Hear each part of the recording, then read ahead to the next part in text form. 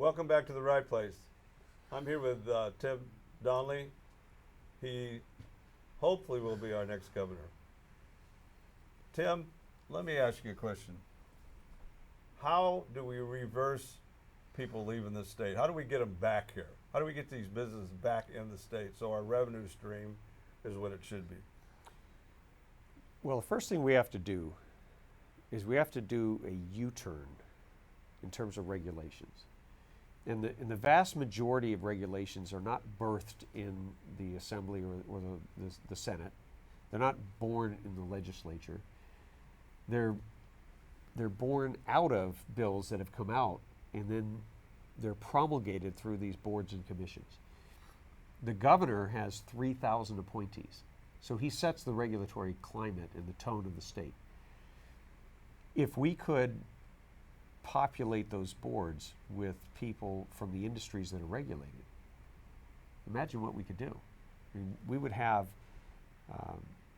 experts, people who have worked in an industry, who love their industry, who care about it, who want it to be properly regulated but not over-regulated. And one of the things I think is missing today is buy-in from those who are regulated. It goes back to the original revolution. Remember, we had taxation without representation. Well, now we have regulation without representation. And everywhere you go, you can find 50 or 100 examples of stupid regulations. And it takes an act of God to go through the process to get them repealed through the legislature.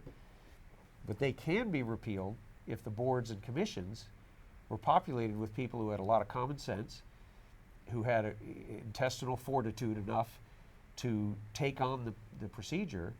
And I think that would be the most significant way we could do a U-turn in our business climate and send out a signal that California is open for business. Not only are we open for business, but we're going to compete with Texas.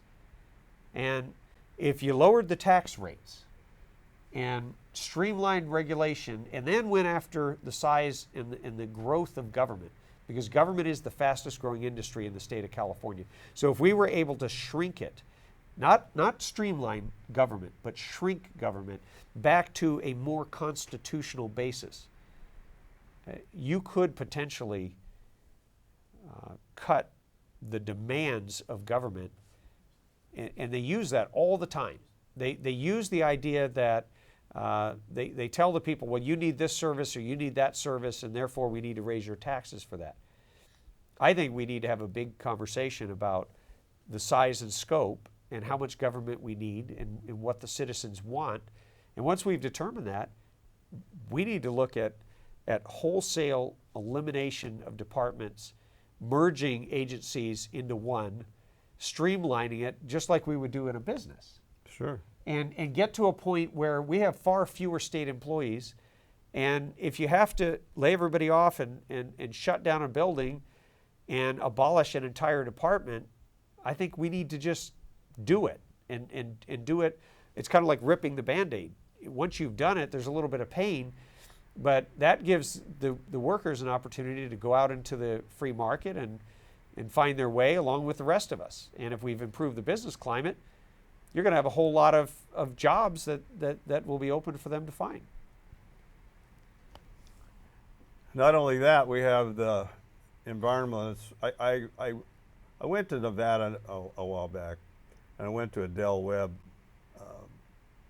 out in Verdi, and I was talking to the Del Webb people there, and I was asking them, because we had an opportunity to get a Del Webb here in Hollister at one point, and didn't make it, they told me we will never ever build another Del Webb in California just because of the regulations and all the things we have to go to and permits.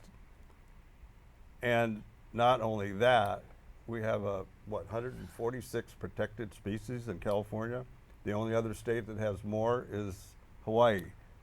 So all those things have to be corrected before we start getting any building back here again. I think we need to make radical changes in the way that we do business. And one of them would be, why do we have all these local building departments that have all these experts, but none of them really, most of them don't have the same licenses or expertise that somebody who actually builds or engineers something. And then they're the only ones who, they change your plans, they re-engineer everything, and then if you wind up getting sued just before the 10-year limit, they don't take any of the blame, even though they approved it. You're stuck with it as a builder.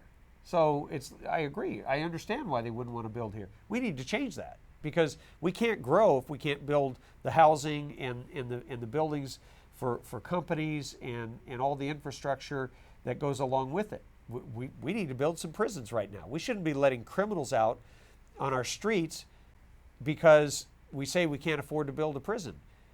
Well, you know, there's a whole lot of problems that can be solved with common sense. And take that one, AB 109, which is the governor's realignment. He's going to dump 9,000 or 10,000 criminals into your neighborhood. I don't understand why we haven't deported all the illegals who are in prison. Send them back to their home country. If they're going to be on anybody's streets, let them be on somebody's streets besides ours.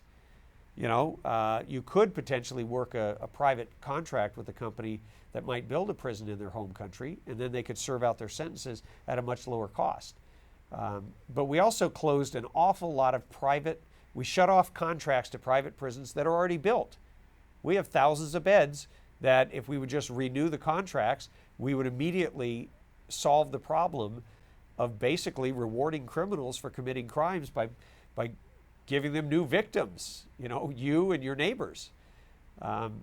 Another thing we could do is we could do medical paroles. There's an awful lot of criminals in there. We're wasting millions and millions of dollars and lots of space in our prisons on people who can't harm anybody. They're so old and so frail and so decrepit. If we put them out on a medical parole, they're still on parole.